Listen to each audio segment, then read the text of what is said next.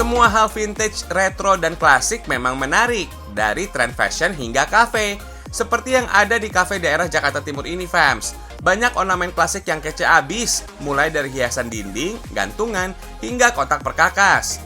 Uniknya, semua ornamen ini dibuat dari barang bekas. Bahan baku yang digunakan cukup beragam, mulai dari kayu bekas, botol, kaleng, dan masih banyak lagi.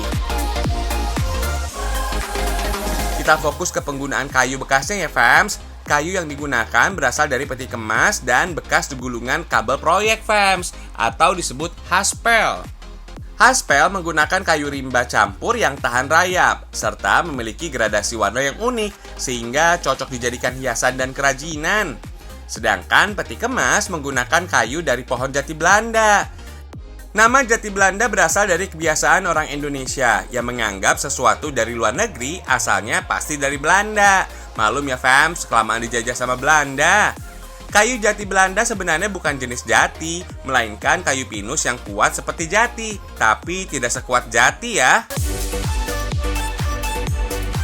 Harga kayu jati Belanda tidak semahal kayu jati jenis lokal lainnya. Nah, bila prosesnya sudah jadi seperti ini, tinggal finishing aja fams, biar lebih cantik. Kalau ngomongin jadul, pasti tidak jauh dari kata vintage dan retro.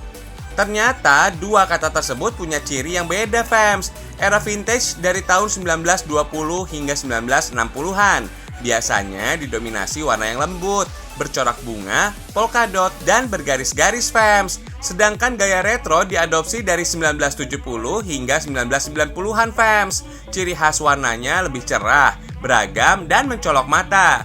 Kalau di dunia furniture, di era retro ada gaya art deco. Gaya perabot ini biasanya lebih simpel, misalnya lingkaran, segi 4 atau segitiga.